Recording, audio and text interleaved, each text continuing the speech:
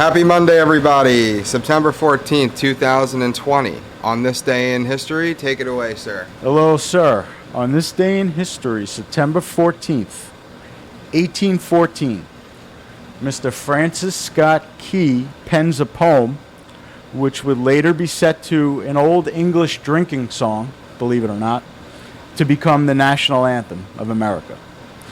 And it didn't become the national anthem until over 100 years later, till 1931. Wow. The song was inspired by the war. During the War of 1812, Fort McHenry was being bombarded. It's a fort in Maryland. Was being bombarded by the English, and then overnight, while the bombardment continued, a lone flag still stood atop Fort McHenry. So when Francis Scott Key awoke and looked and saw that lone flag in the early morning hours of September 14th, 1814, he penned a poem which would later become our national anthem. So the poem itself was printed in papers throughout the next several years, and then in 1916, President Woodrow Wilson said, hey, you know, this, after it was set to that old drinking song, President Woodrow Wilson said, you know, we should make this song played before different events or official meetings and stuff. So it was starting to be played at official events and meetings, and then finally in 1931 it was declared the national anthem. So that was the day in history, September 14th, 1814. Now, in 1960, we have the formation of a group of countries, which is very important in our society today.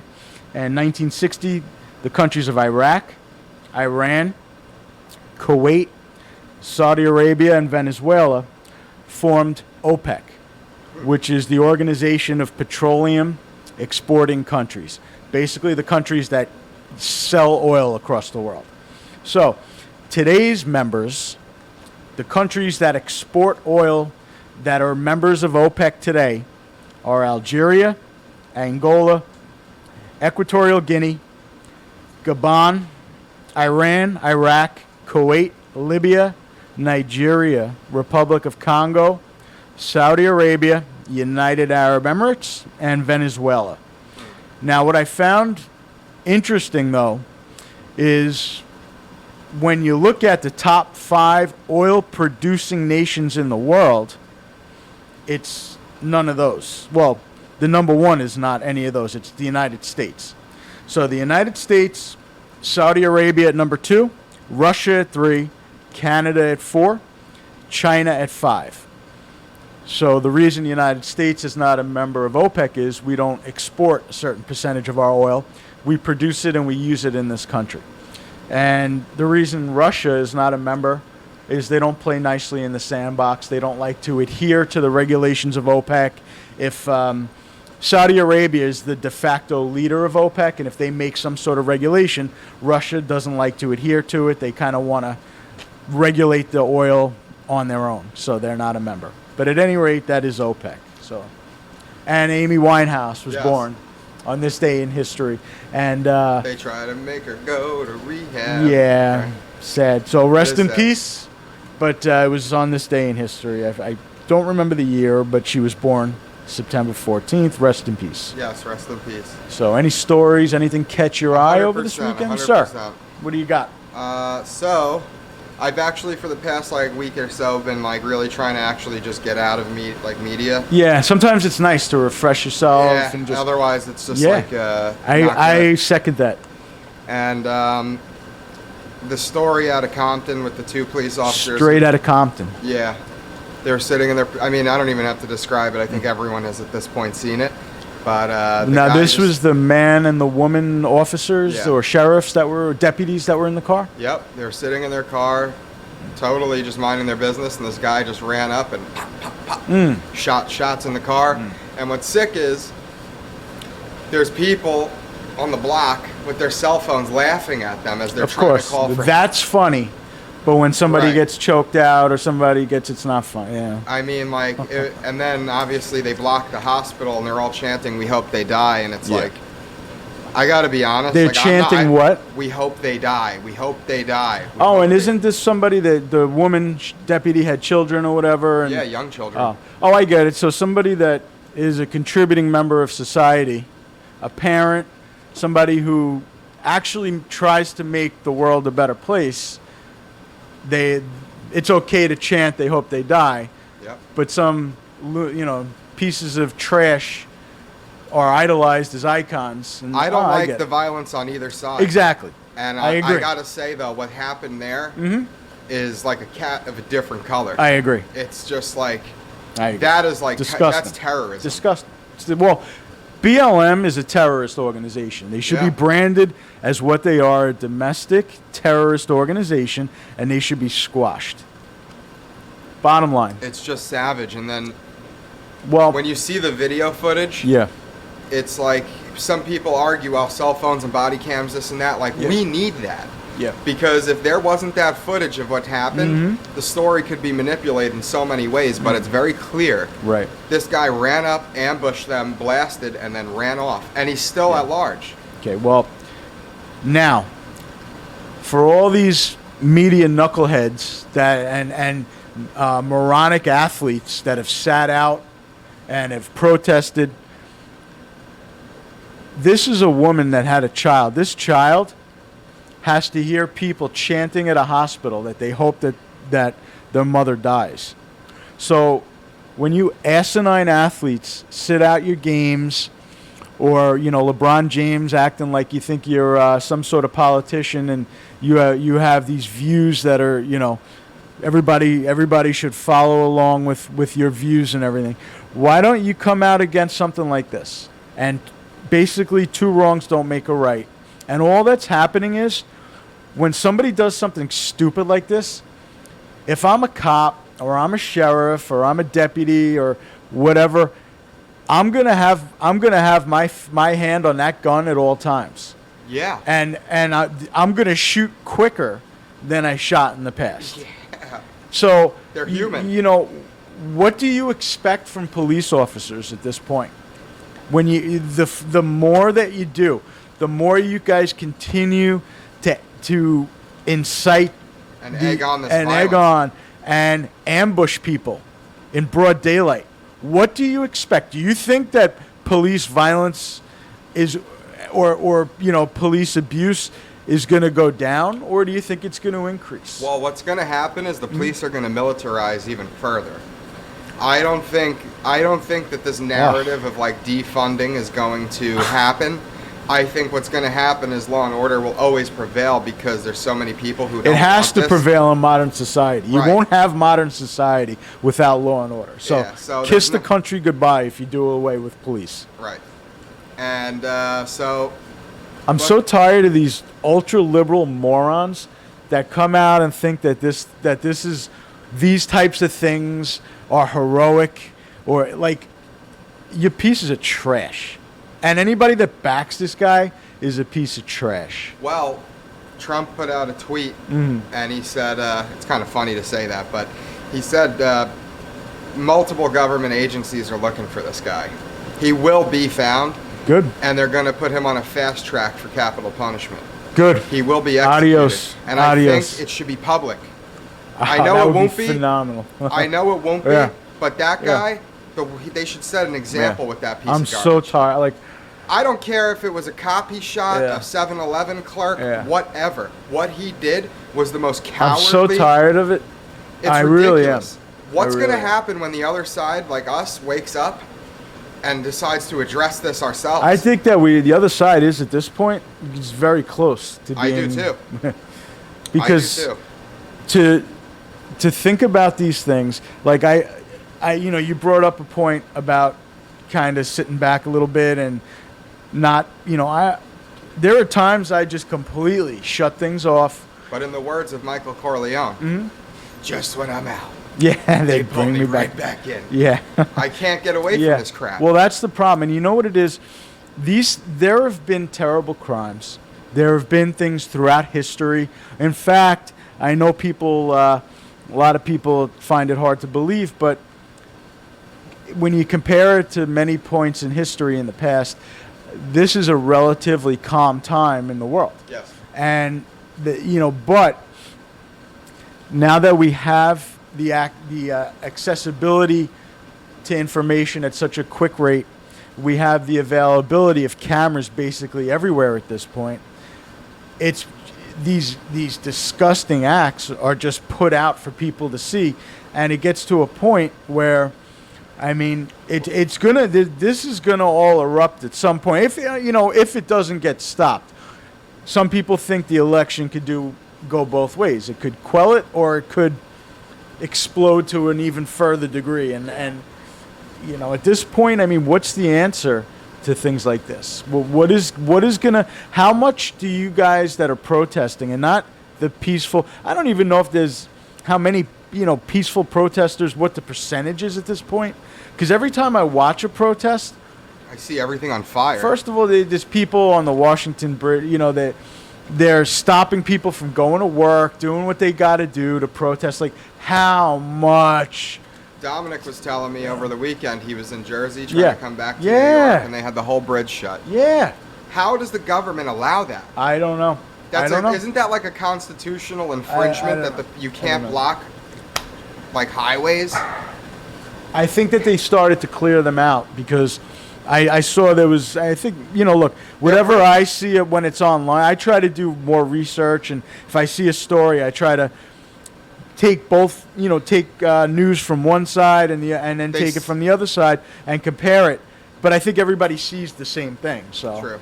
They said from the beginning on these activists or whatever they are, no lives matter until Black Lives Matter. Right. Okay. So that's. And I think the point is that they shut down roads to block emergency service vehicles in the hopes that people who need medical attention, whatever, don't get it. How many ambulance you think have to pass through that bridge at any given time? You know what I mean? Like, there's 11 million people in like an area that big. Yeah. Well, it's so many factors that it's like. There was also. I can't believe what you can get away with in this country. Well, you can get away with it if you're a certain color, Right. or if you're white, but you're supporting a certain cause. Never in my wildest dreams would I ever think Right. that those types of things would be acceptable for me. I would immediately assume that I would be thrown in prison.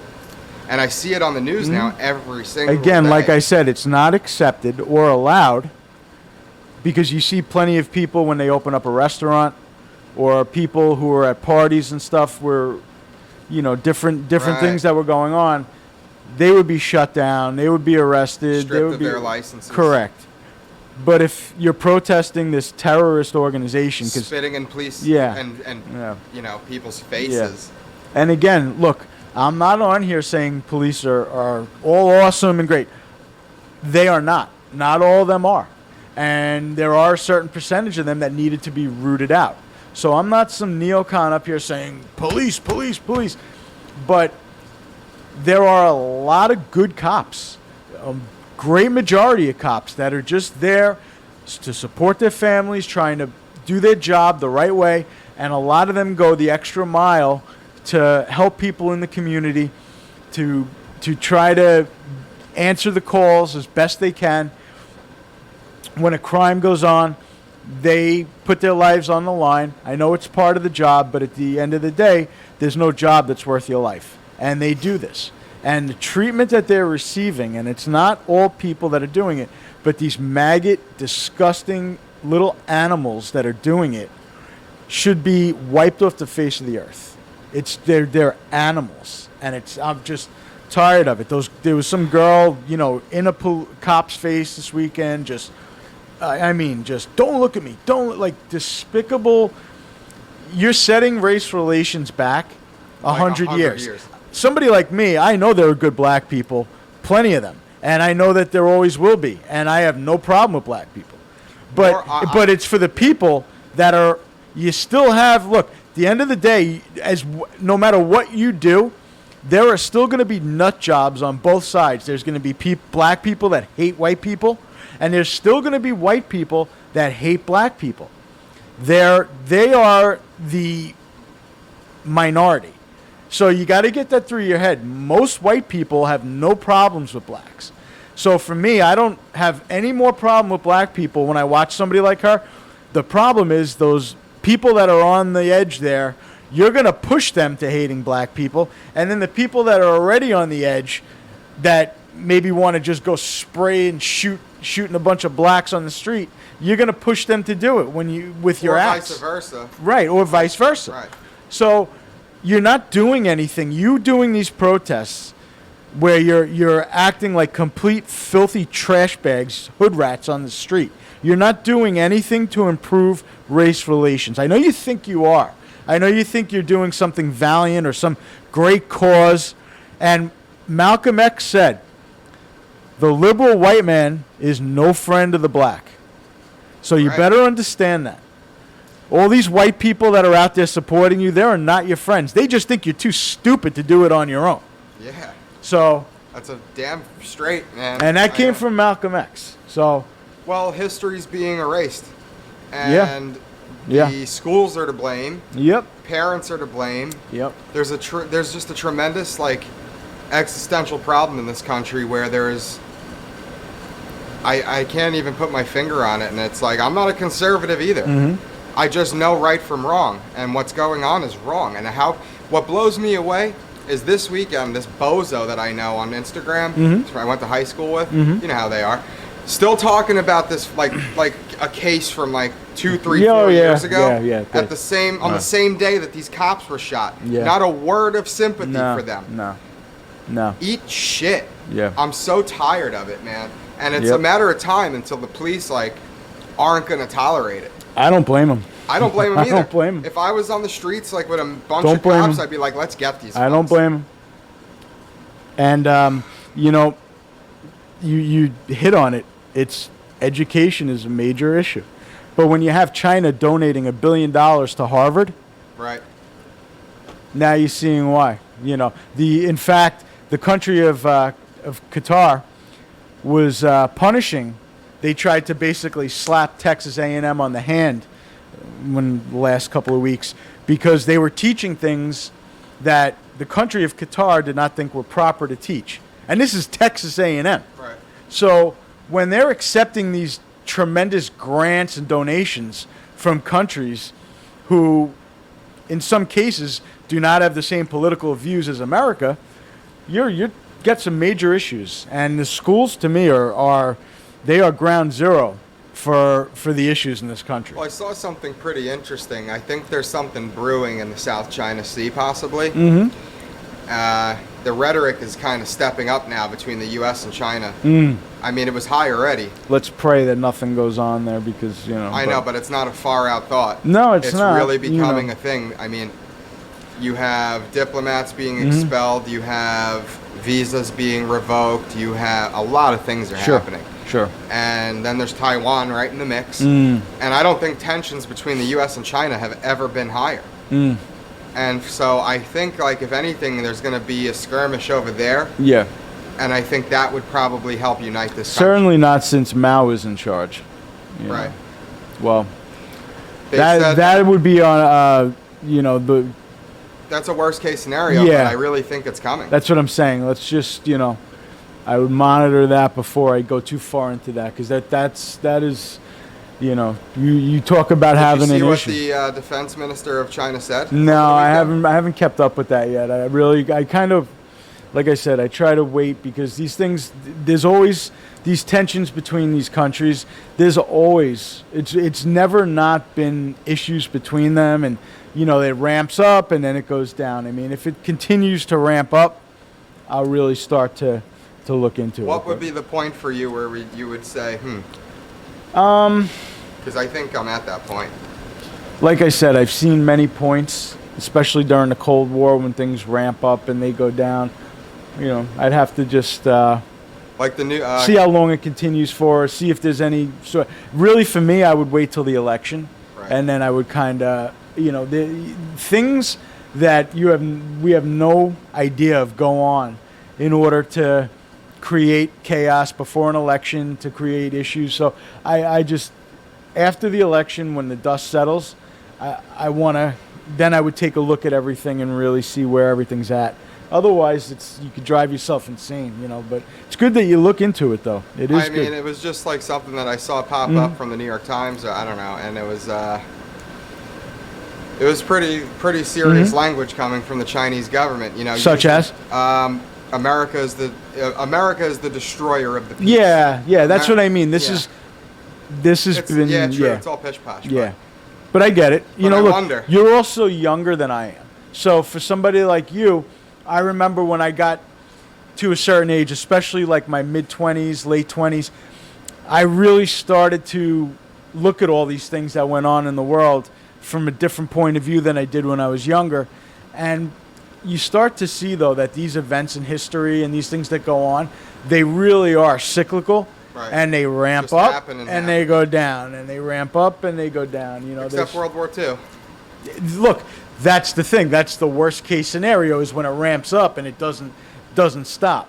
Well, that's what I'm wondering too. Like, to go back to the unrest over here. Yeah. Is like in the South we had Fort Sumter, and that was the catalyst to kick off the Civil War. Yep.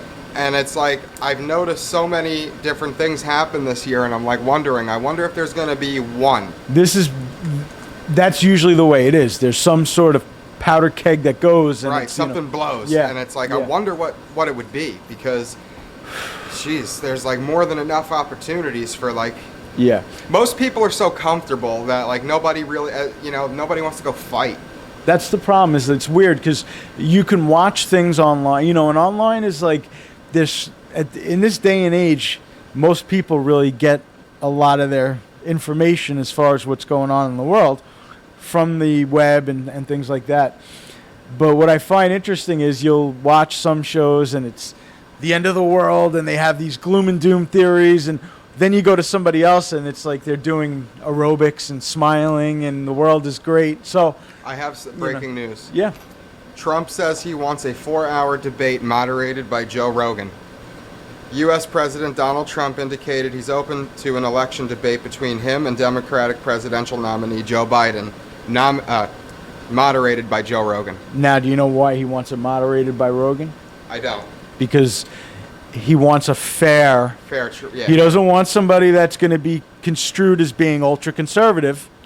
Wow, can you imagine? And he doesn't want somebody being construed as complete liberal, because that's what Rogan happens. Will see both sides for sure. And and also he even if he's more, because he is more tilted towards the liberal bent, regardless of what he says. Right, guns or no guns. Right, he but he's still fair enough, and I think that's a great idea, because during the last round of debates for the last election, it was a joke. Trump, they were all not only were the candidates against Trump, but the moderators were against him. So he was like, "This is 2-on-1," and he was right. right. They had pre-meetings with the left candidates to give them insight to the questions, where Trump didn't get that. Yeah, and Trump still slaughtered them. Yeah, well, that was fun. In the way. What else was interesting? And again, I know Trump is not the perfect candidate. I'm not a lover of this guy, but I just think he is the better candidate. But what I liked what he did, and this goes back to his business mind, and you do need somebody who's a leader that puts themselves and puts our country first. Yeah.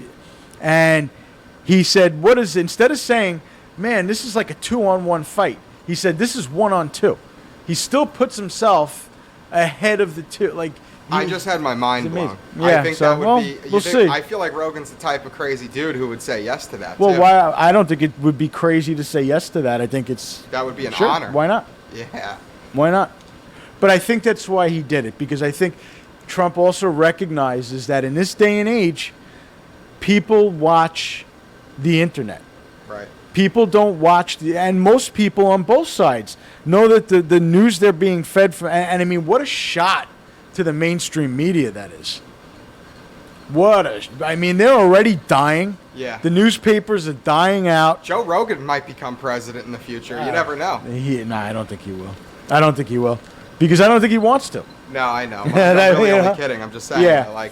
But I think people really look to him, and he says all the time, please stop listening I don't even, to me. Again, I don't think it's even him. I think it's just Trump recognizes that in today's day and age, most people get their information from the internet. he also recognizes that he needs somebody who's just kind of, there's not many members of media that are like just that, down the middle. And if you don't have people just down the middle, then you got somebody who's a complete ultra conservative. Right. And he can't, because that's easy to say, hey, man, you got an ultra conservative on your, no way. I've also never really heard him proclaim any love for either one of them. He says he's a progressive. He's he does. I've heard him kind of say he doesn't think Trump is a good candidate. He just. But I've also heard him say that Biden's stumbling around. Yeah. I think if I had to guess, I think he'd be voting for Biden. Joe Rogan posted that himself. Yeah. Well, let's see what happens. That would be. We'll see. That would be history. Yeah, but there's always these steps that history, it changes. And now this is really, look, at the end of the day, the newspapers are a joke. I can't even watch. I watch, if I'm flipping through the channels and the news comes on, these newscasters are like goofballs. Like I saw Michael Strahan had like a tutu on, and he was doing some sort of what it's the honestly hell like, is it? like the Twilight Zone. Right. Like, it's like bizarre. He had a tutu on. The other one that was with him, she was like interviewing some other guy while he was pretending he was doing ballet in like the a badass trip. This is supposed to be a serious like news program, but because most people nowadays they just want to be entertained. And the people, though, that truly care about the news, the internet is where it's at. Doing your own research, looking at both sides, and, It's really hard to hate on the internet. It's easy to hate on it, but it's really hard to get anywhere with the hate, because without the internet, we would all just be like in the dark, So it's a tool. It's a tool. And the problem is that it's also the fountain of misinformation, as is mainstream media anyway. So it's like I'd rather go through my own misinformation, get to the golden egg. Well, you're the one that determines what I believe. Right. Yeah. Correct. Yeah. And that's the amazing empowerment of the internet. Yes. It gives you control. Good discussion I had with my father the other day was, I said to him,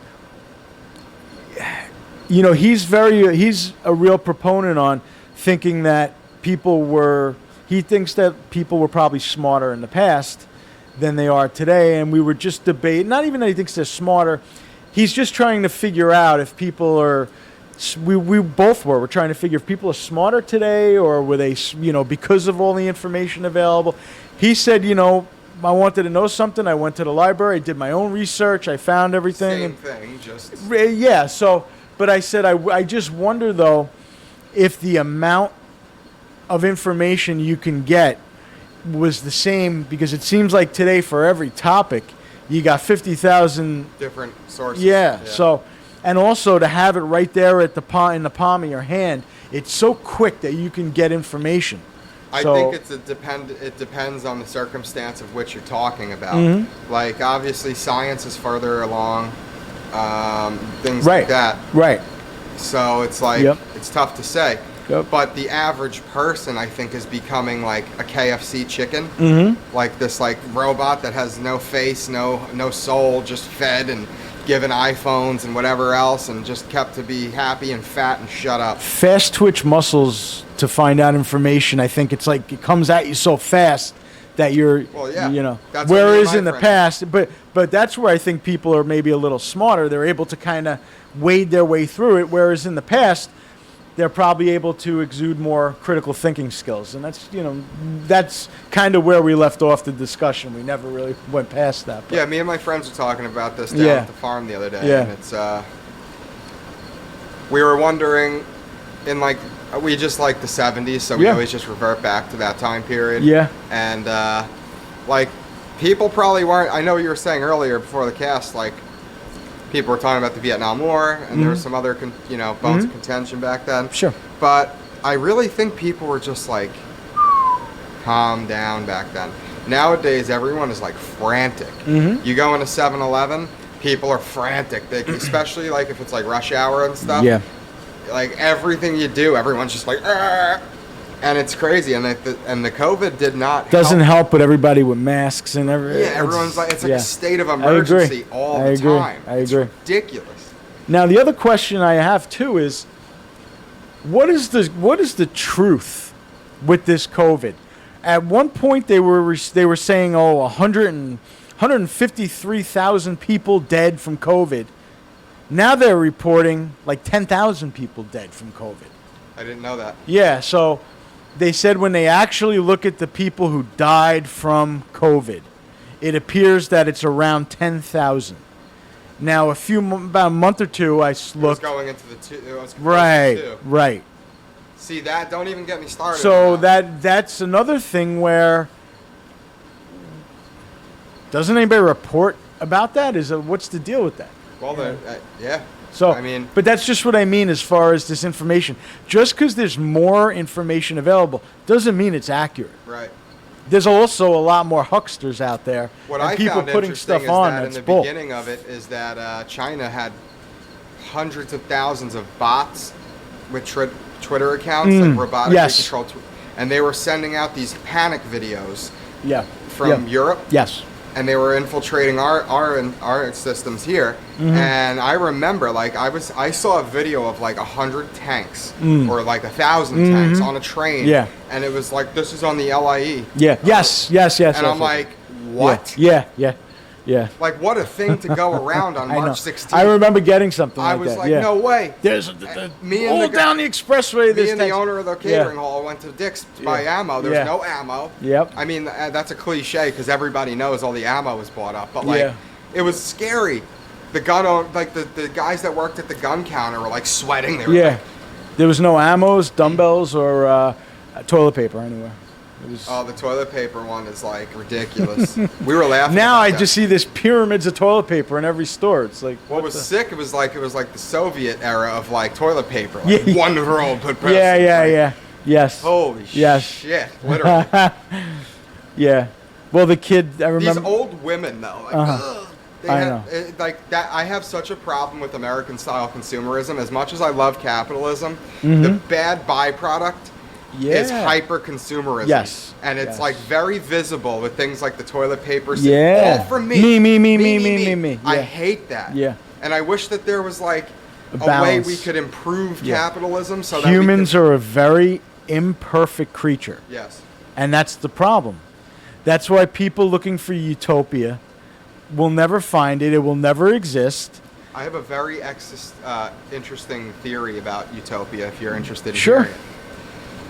So, if you want to break into thoughts on the afterlife, oftentimes religions portray heaven to be a utopia. Yes. But in order to appreciate, like the first problem with utopia is that it's boring if you know nothing else. So if you don't know what it could have been pre-utopia, when you're just stuck in utopia, it's like torture. So they say. Because you have everything. But if you're coming from Earth. If you come from Earth where things are not perfect, getting to heaven is the ultimate utopia. So just a little, I don't know where I heard that, but I was like, that's pretty interesting. Well, yeah, that is, I've heard something like that too. Like you don't appreciate good when you don't know bad. Right. I mean, that's, But I thought that was a really like beautiful way to look at it. And I hope if there is an afterlife that it's. That's useful even in this life. I always like to look at it like this. When times are really good, I mean, look what happened even with my business. Before I went into business, I was, check to check as a teacher. I was really struggling. Things were tough. And then life changes and you open a business and the business takes off and I'm living great and making more money than I ever thought I'd ever imagine. And then COVID hits and the business goes into the shitter and now, but when times are really good, they're never going to last. They're always going to come down. They're always going to be, never just get content and say, things can never get worse. Just be appreciative when times are good. Be thankful. Appreciate the people that are on the ride with you. Even the ones that aren't, just be thankful because you don't know where you're going to be tomorrow. And you can very easily, the course of life, it does go up and down. So when my business got hit with, when the COVID quarantine struck, it totally affected my business. And, I chalk it up to that's one of the down periods of life. And now I'm getting to do something that I always wanted to do, whether I don't care if I have no viewers. It doesn't matter as long as I can have some sort of platform. I just always wanted a place to be able to speak my mind, because I feel that there's a lot more people that think the way I think or similar, and just don't have the chance to express it because the media doesn't allow it, even though more people feel this way. So I think that, that's very useful what you said. Life just goes up and down. So just, don't get too down. When times are down, when you're in tough times, you'll never appreciate the good times if you don't have those bad times. Right. And then just understand that things don't stay bad forever. There are good times ahead. So when things are down, they're going to go back up, and just like when they're great, they might go back down What again. goes So up must come right. down. Right. So that is life. No life just goes across. Even people that are the wealthiest people in the world and things are great, they lose relatives. Their health might go. There's never the perfect, So this idea of protesting for this utopian society, and if we have communism or socialism, things will be... Humans are imperfect creatures, so therefore they will never create an environment around them that's perfect. So it ain't happening. So, It isn't happening. Right. So I just think that we have to roll with the punches while we're on Earth. But you're right. If we get up, if for those that believe in the afterlife or believe in heaven, you'll never know how great it is if you don't know how bad things Right. are, consequently. This That's a good is point. like that middle ground of suckery, Yeah. Yeah. But Yep. it has its But good it is. points. It's like a hamster wheel. It's just, it goes and goes. Life goes on regardless of whether you want it to or not. You look at technology. Technology was like that. I don't want to use a computer. I don't want to get a cell. I remember when beepers came out. I didn't want to get a beeper. And then eventually I had to. And by the time I got a beeper, everybody had cell phones. And then I didn't want to get a cell phone. And you have to keep with the times, or you're going to get left behind. You're going to be forgotten. Yeah. Yeah. It's scary. I've had that same You'd be a problem. bitter old man. Yeah.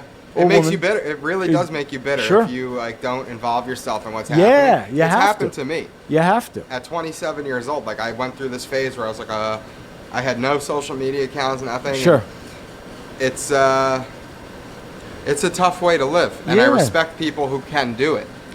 It can be done if you have other parts of your life that are you do things. Like if you're just somebody that's going to sit in the house and you alone with your thoughts all day long, all night long, but if you have productive things in your life, whether it be a productive job or hobbies or fishing, anything, guitar, then it could be done. But that's what's cool about Jack White. He doesn't have a cell phone. He has someone who handles that for well, him. he doesn't need to because he's very wealthy. Yeah, So, but it's that's still the thing cool. too. You don't hear many people who do that. Again, if you're in a position where you can do it, and I'm sure if I was able to play the guitar, I'd be content with that, and I'd sit there all day noodling on my guitar, and I would be in heaven. I can't, so I have to find other areas of my life that I'm You can good at or that I like, So, but yeah, you do have to keep with the times somewhat, because eventually you will be left behind. And I respect my father for that, because he's ahead of me. This guy is, he was on the internet when it was, when it was dialing up and American Online, and He's already, another level. He yeah, really is. and he's always been that way. It's just when the newest thing comes out, he masters it. He's on to the next thing, and guy is, he's my father, so he's a generation ahead of me, and he leaves me in the dust with it. Yeah, even me sometimes. Amazing. He's proficient with just about every aspect of technology. And he does it also for his job. He's kind of semi-retired now, but he does consulting for a business, and he also does human resources for another business. But in order to relate to the new staff and the younger generation of people, he has to keep ahead. And he's also somebody that knows, look, if I don't keep up with the times, I am going to be obsolete. Yeah. So much respect to him for that, I got to say.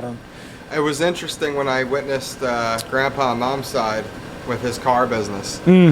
I actually saw the change. And what happened... Talk about that. That's a good point. What cars were excellent to... around 2002, 2003. Yep. That was the end for them, because What kind of business did he have? He had an automobile shop, like one of the old school ones, where you go and he had a couple friends that would come hang out in the lobby, smoke cigars. It was just like a real old school auto shop. It was sick. Guys used to bring their cars into, when they had carburetors and before fuel injection. And he could fix them with blindfolds on, no matter what the problem was. And so could his son, and so could his brother. It was just like a perfect. And then to pass a car for inspection, it was just like, okay, sticker, boom. That was the first thing that really got them hung up, was that they had this like giant blue computer on wheels. And like he had no clue. Like his son barely. That's a great point. Had no clue how to use it, and it was a state mandate. And he was like 70, so he was like, I'm done. It was just like instant. Once the technology came, it blew the dinosaurs out. Look, I had my first car was a 77 Lincoln Continental, and you lift the hood, and I'm not really... This connects to this. I was able to do different things on it because you could just kind of follow the path of the engine. Even changing brakes, it wasn't a big deal. Now... everything is covered in plastic, so you can't even see the engine. And if you don't have these computers to access, you could do basic things on the car, but the heavy duty stuff, it's all designed so you bring it back to the dealership. And those old time stations, they're still around, but there's much fewer of them. You have maybe one or two around. And they usually fix old cars. And they have trouble with the you might want to go to the dealership for that, and it's times are changing, and that's a perfect example. But I saw it with my own two eyes because I was there before. And I was there at the change. And then I saw them sell the business, and it was like, what a time I was born. I remember him saying that, cars nowadays you can't fix them. They're designed to go back to the dealership, and all those signs that go on that there's a problem with the engine, that's all predetermined. It's typed in so that they go off at a certain point, and you have to bring it in, and I don't want to be bothered. Whereas my father was somebody who continued to evolve with the technology, and he's able to still work and still be involved.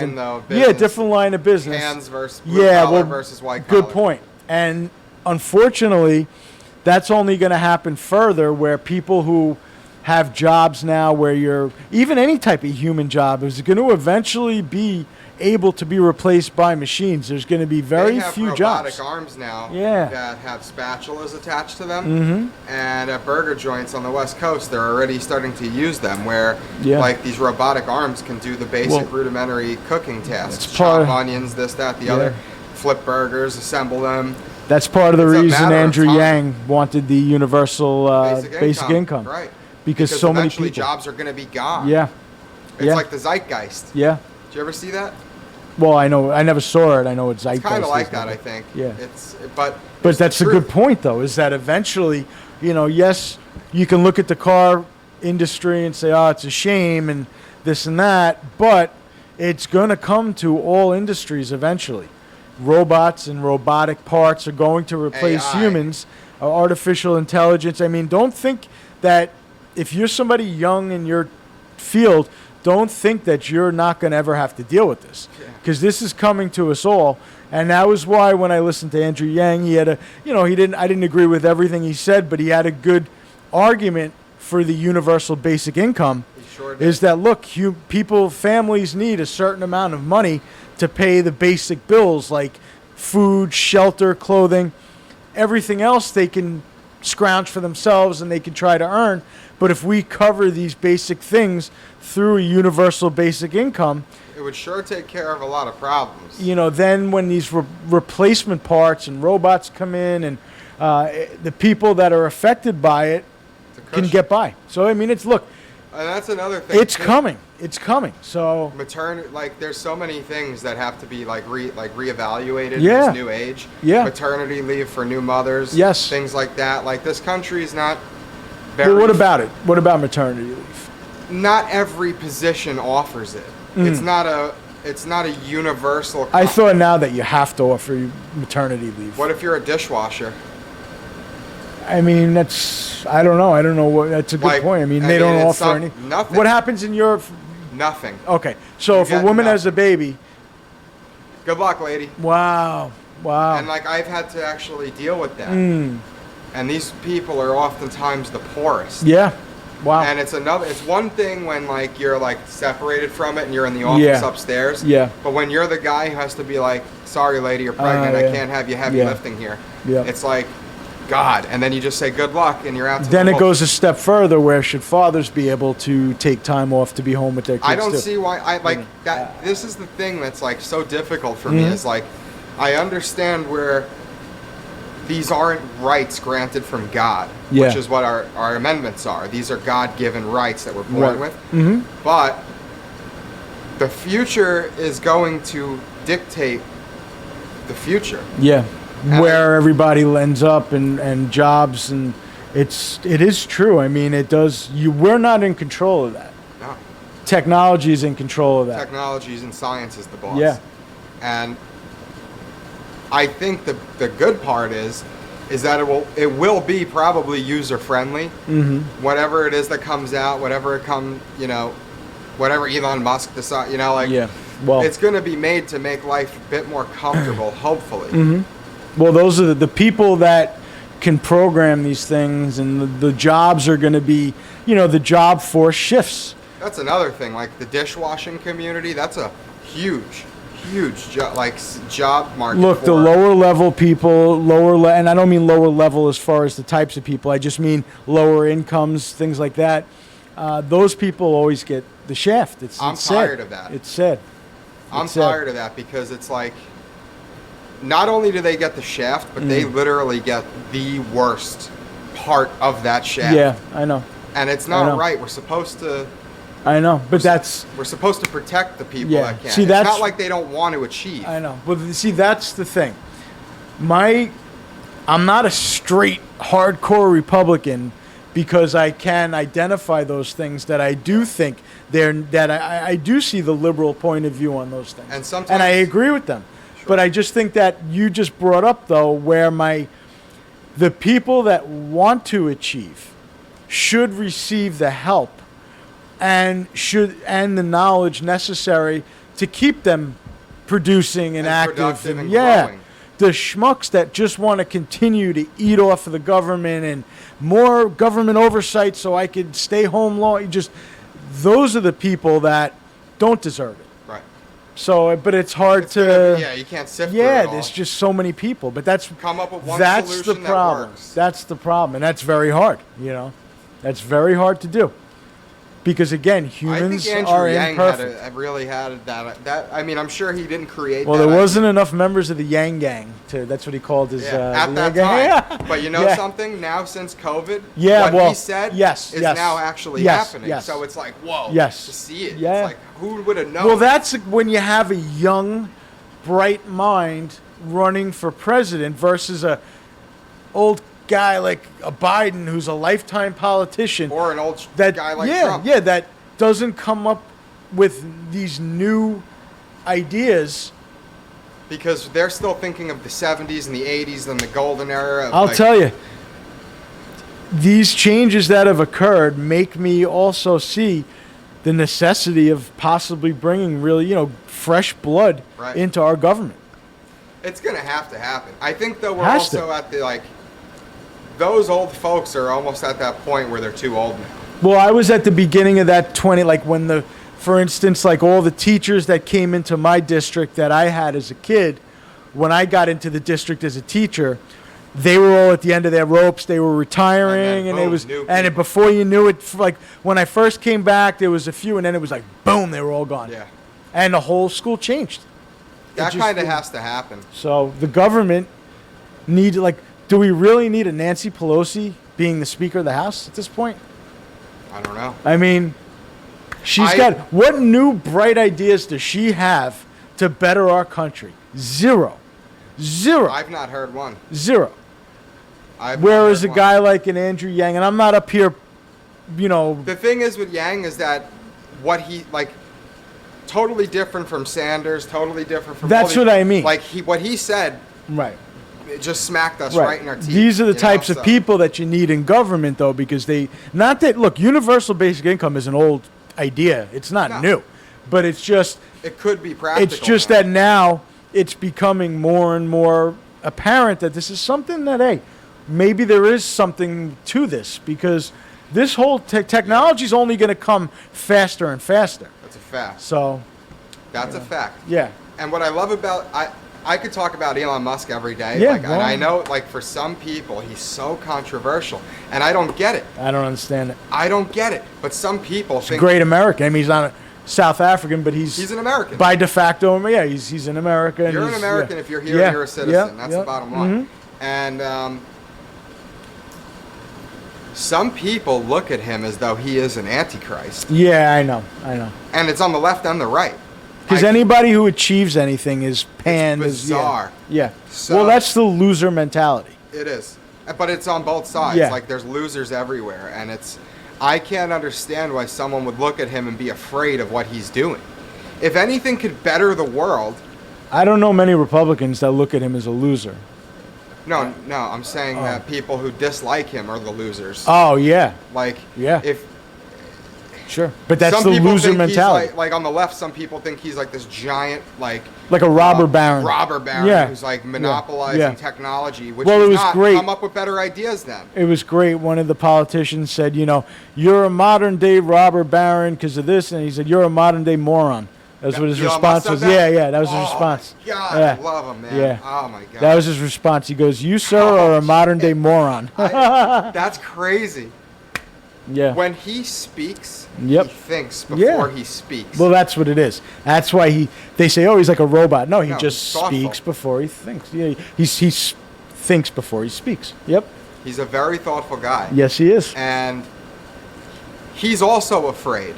Mm-hmm. See, that's the misconception as well. He's just got the foresight to know. Right. He knows what's coming. And he's a little concerned. Right. But it doesn't mean that there's anything he can do to stop it. Right. Yep. It's not like it's just him with these I know. ideas. Like, No, I I'm know. sure there's some kind of Elon Musk Chinese knockoff. Absolutely. You know what I mean? Who constantly pirates information. Sure. And that's all they do. They steal everything. They ape everything. Correct. They sure do. So either way, it's like they're going to beat us, so we better promote our Americans to like amp their crap up. Education. It all starts with education. Stop worrying about diversity so much. Worry about educating our youth. The real thing that's terrifying is the weaponization of what's coming. Mm-hmm. And this Neuralink. All technologies, a lot of it starts from weapons and then war, and it's scary. It is scary, but you're right, because once you start weaponizing AI and things like that, holy smokes, game over. Different. Game over. But what's good is, like, if you got a nuke and I got a nuke, probably not going to nuke each other. That's the Cold War. Right. That's the Cold War in a nutshell. We actually ended up nuking, I think it was North Carolina, and like no one ever. Did you ever hear about that? What, I think there was 2 nuclear detonations that occurred somewhere in North Carolina, and they never got any attention. And I only just found out. But it was from our own. From our own. Yeah, yeah. Testing, oh, yeah. Like, well, they've done that all over. Happen. Yeah. There was a point that the Soviets were very close. There was a point in history where they thought that the U.S. had launched on them, and there was a submarine below the water, like really plunged below the ocean, and a commander on that ship, I believe the way it goes with the Soviets is you need 3 commanders to give the okay to launch a nuclear attack. And 2 of them said launch on the United States. Wow. And this one guy kept saying, I don't believe it. I don't believe the U.S. would be stupid enough to launch on. Right, who wants that? They got false information. Wow. Thank God. That's crazy. And he died recently, but that guy's a hero. He stopped a full-out nuclear war. Thank God. That was a story that never came to light until recently. I never heard that. Yeah. But because of this one man in a submarine, because the submarine was off the coast of the U.S., job that must be. They were set to launch warheads at the United States. From Cuba, you think? They were somewhere, I think, in the Atlantic or something, and they were set to. It wasn't from Cuba. They were going to launch from the submarine. Wow. And nuclear subs. Yeah. And this one guy on the ship would not, and they tried to tie him up, put him in a back room, shut up. Throw his ass in the gulag. He said, I'm telling you, the U.S. wouldn't risk it. But for some reason, I forgot the story and like the details. But that's the gist of it was false information came somehow filtered down to the sub, and these two commanders were all set to launch on the U.S., and this one guy saved us from an all-out nuclear war. Wow. So we could end it there, I guess, for today. That was a great episode heavy. Today. That's really heavy. Yeah. So. The Yang Gang. Yeah. I like that. That's what he called his people. The Yang Gang. I got to check him out. Saturday Night Live did a great skit. He's still very young. Yeah. So he might have. It would be amazing to see an Asian American in that. I mean, that's also the future. You're gonna stop seeing these golden-haired. Old, you did Last President. I know, but it's gonna be also. There will be different though. Like it's not just gonna be a black fella. It might be an Asian guy. Yeah. It could be a Spanish guy. Look, I don't care. How come there's never been an Italian president? What happened to Rudy? My friend Jeff, he was like, if Rudy Giuliani, he was. You telling don't me, see Italians protesting about it, so I don't know. You only see Italians whooping ass when they're coming after the Columbus statues. I don't. They come You know out what? with shotguns and baseball bats. To me, I don't care what color, just as long as they care about the country and its people and they're a good person.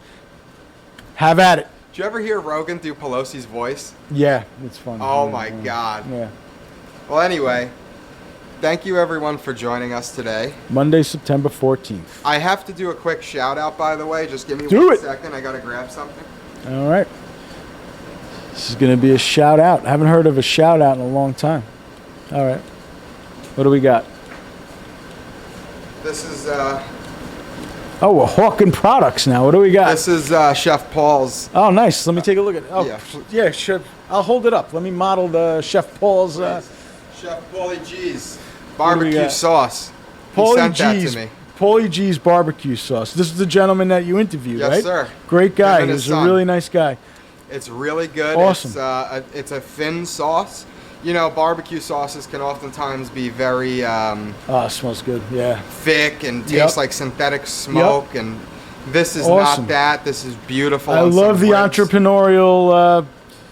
I love that type of thought pattern. I told him I was going to review it like a week ago, and I never did. All right, well, but I wanted to just give a little bit of a flavor profile to it, and Paulie G's, man. Hang it up there one more time for you all.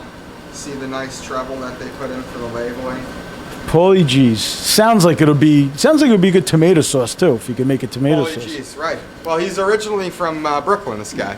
Oh, so you already know. You already know he's got some good food. But it was really sweet of him to send it up. He sent it to me really fast. Awesome. And he was a good dude. Yeah, good absolutely. But the sauce is really thin.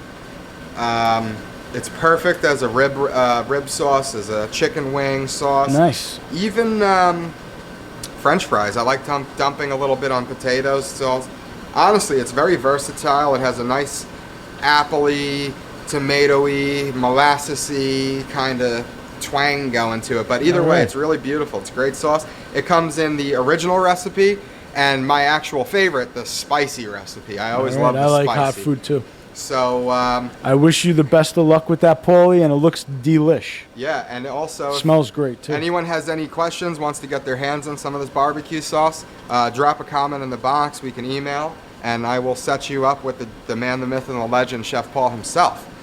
And with that, everybody have a wonderful Monday, and we'll be back again tomorrow with another Future History podcast.